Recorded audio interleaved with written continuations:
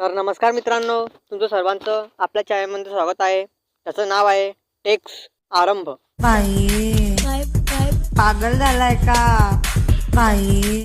मित्रांनो, आजचा जो काही आपला टॉपिक आहे तो म्हणजे आपण घर बसल्या बसल्या आपण आपलं जे काही विश्राम कार्ड आहे ते घर बसल्या बसल्या मोबाईलवरती कसं डाउनलोड करू शकतो म्हणजे तर मित्रांनो, जे विश्राम कार्ड आपल्याला डाउनलोड करायचं आहे ते कसं व कुठून करायचं आहे ते संपूर्ण जानकारी मी माझ्या आजच्या काही व्हिडिओमध्ये दिलेली आहे.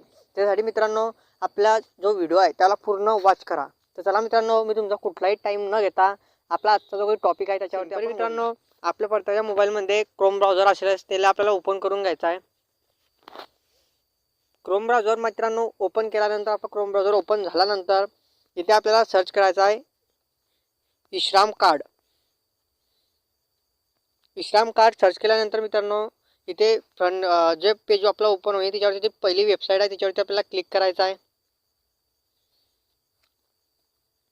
पहिला वेबसाईटवरती आपण क्लिक केल्यानंतर मित्रांनो, आपलं पुढील पेज धीरे धीरे ओपन होऊन जाईल.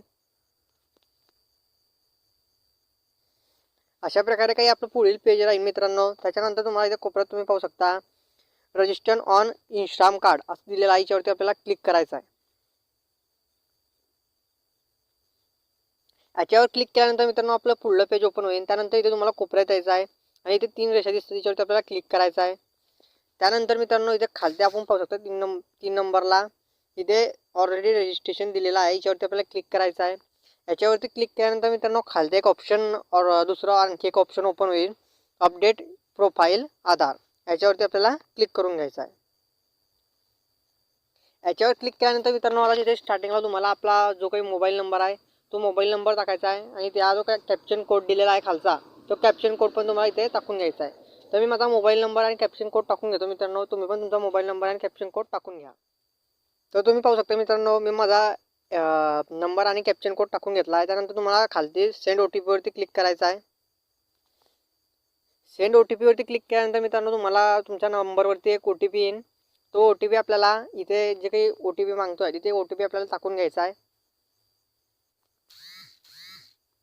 जो काही OTP असेल तो इथे टाकल्यानंतर मित्रांनो, अशा प्रकारे इथे खाली सबमिटचा ऑप्शन दिसते. सबमिटवरती आपल्याला क्लिक करायचं आहे. आता मित्रांनो, त्यानंतर आपलं हे सबमिट केल्यानंतर पुढलं पेज ओपन होईल. त्याच्यासाठी आपल्याला आता काय करायचं मित्रांनो, इथे जो काही आपला आधार कार्ड नंबर आहे तो आधार कार्ड नंबर टाकून घ्यायचा आहे आणि खालती आपला कॅप्शन कोड आहे तो कॅप्शन कोड पण भरून घ्यायचा आहे. तर चला मित्रांनो, मी माझा आधार कार्ड आणि कॅप्शन कोड टाकून घेतो. अशा प्रकारे तुम्ही पाहू शकता मित्रांनो, मी माझं आधार कार्ड नंबर आणि कॅप्शन कोड टाकून घेतला आहे. त्यानंतर मित्रांनो, तुम्हाला इथे OTP नाव दिसतं बारीक अक्षरामध्ये, त्याच्यावरती क्लिक करायचं आहे आणि इथे खालती सबमिट ऑप्शन दिलेला आहे मित्रांनो, त्याच्यावरती आपल्याला सबमिटवरती क्लिक करायचं आहे. सबमिटवरती क्लिक केल्यानंतर मित्रांनो, तुमच्या आधार कार्ड क्रमांकावरती पुन्हा एक OTP येईल. तो OTP आल्यानंतर मित्रांनो, आपल्याला इथे खालते OTPचं जे ऑप्शन आहे त्याच्यावरती क्लिक करून इथे OTP टाकून घ्यायचा आहे.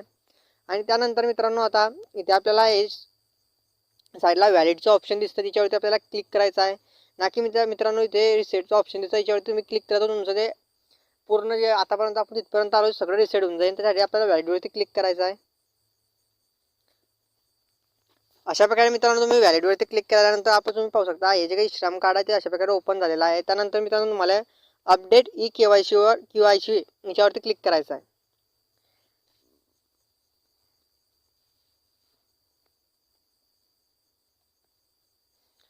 अशा प्रकारे मित्रांनो, तुम्ही त्या KYC वरती क्लिक केल्यानंतर आपलं पुढलं जे काही पेज आहे ते ओपन होऊन जाईल. तुम्ही पाहू शकता. त्यानंतर इथे तुम्ही पाहू शकता आपलं जे नाव येऊन जाईल. इथे खालती डाउनलोड युअर कार्ड दिलेलं आहे याच्यावरती आपल्याला क्लिक करायचं आहे. अशा प्रकारे पाहू शकता आपलं जे काही श्राम कार्ड आहे ते पूर्णपणे डाउनलोड झालेलं आहे, म्हणजे ओपन झालेलं आहे. त्यानंतर कोपऱ्यामध्ये तुम्ही पाहू शकता डाउनलोड युअर कार्ड हे दिलेलं आहे. याच्यावरती आपल्याला क्लिक करून घ्यायचं आहे. याच्यावरती क्लिक केल्यानंतर मित्रांनो, ऑटोमॅटिक आपलं जे काही श्राम कार्ड आहे ते अशा प्रकारे डाउनलोड ऑप्शन येईल. त्याच्यावरती आपल्याला क्लिक करायचं आहे आणि आता ऑटोमॅटिक आपला श्राम कार्ड डाउनलोड होऊन जाईल मित्रांनो. डाउनलोड झाल्यानंतर मित्रांनो, तुम्हाला आपलं गुगल ड्राईव्हमध्ये जायचं आहे आणि त्याच्यामध्ये बघून घ्यायचं आहे आपलं श्राम कार्ड डाउनलोड होऊन गेलेलं असेल मित्रांनो. तर आजची जी काही जानकारी होती मित्रांनो, तुम्ही संपूर्ण तुम्हाला दिलेली आहे.